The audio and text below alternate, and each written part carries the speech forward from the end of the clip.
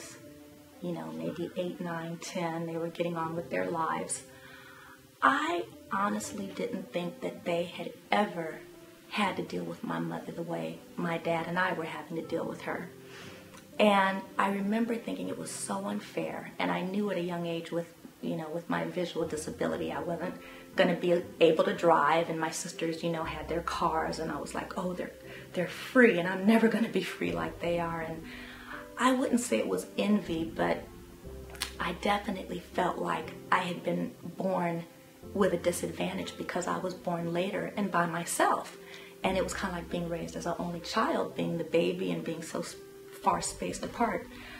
But in talking to my oldest sister, my middle sister is very reserved and very quiet. I now know that I can't be ignorant or selfish enough to think that my sisters did not go through their issues with my mom. Now, according to my mom's sister, my mother was always a little bit off. And I remember after the diagnosis, I asked my mom's sister, I said, you know, Auntie, was my mom always difficult? I said, because I remember her being pretty cool when I was a kid.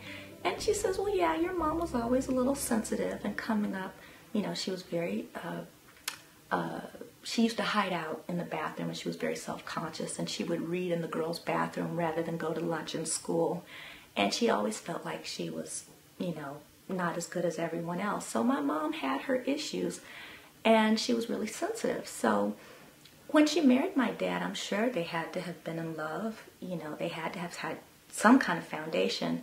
But I remember my oldest sister telling me recently that she remembered laying on the couch one day, and she might have been around 11, and she said she heard my parents fighting, and she said, oh God, she said she remembered praying to God that she wouldn't grow up and be like my mother.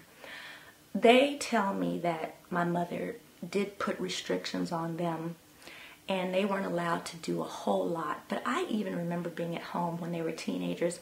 They still seemed to have more freedom than I did. And I don't know if that was just them being rebellious, but I just remember them having more allowances. And I know for sure they didn't come up with the sexual, you know, closed-mindedness of my mother like I did.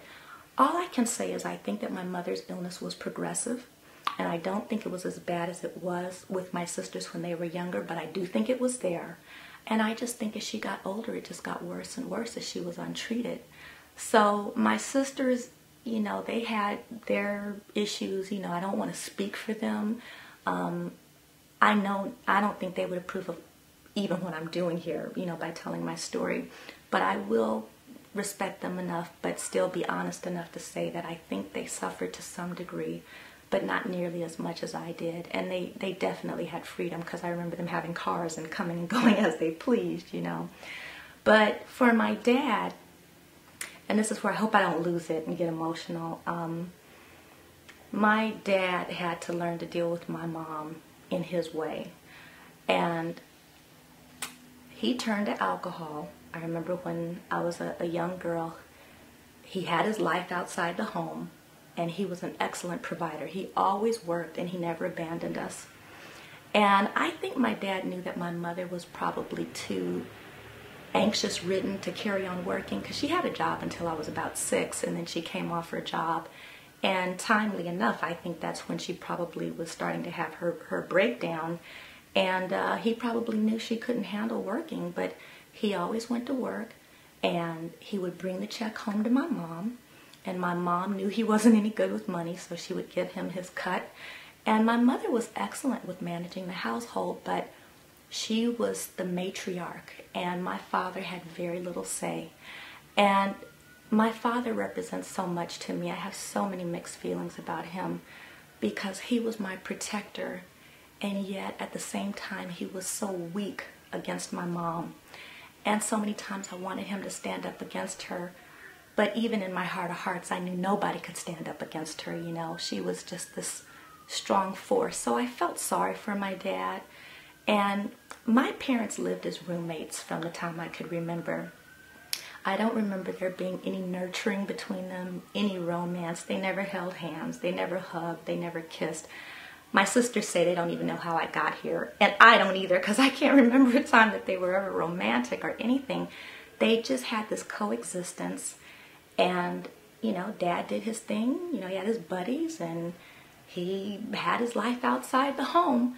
But he always came home. And I remember whenever he'd get paid, every 2 weeks he would take me out to dinner and we would talk.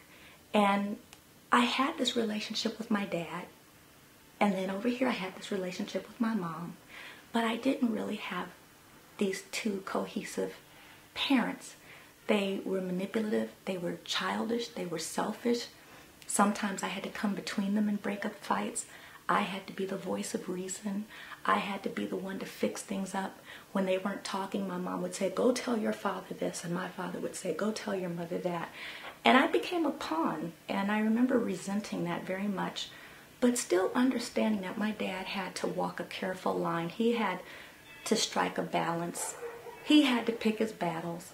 He intervened. He had to pull my mom off of me many, many times. During the summer months, I remember he would give me money and just say, you know, get out of your mom's hair, split, go find a friend's house. And that was good, but there were days where I had nowhere to go because sometimes my friends had things to do. And I'd be stuck at home in my room trying to avoid my mom. And I remember some days I'd wake up and I could just tell by the way my mom was walking through the house if she was in one of her moods. I could tell if she was talking on the phone what kind of mood she was in. And so some days I was kind of trapped at home, and there were days when my dad would come home and after working hard he'd be so tired because he'd have to hear me talk about the fight between my mom and I. And God forbid he'd come home and my mom and I'd be in the midst of a collision because he would have to intervene and pull her off of me. And whenever he did that, he was punished.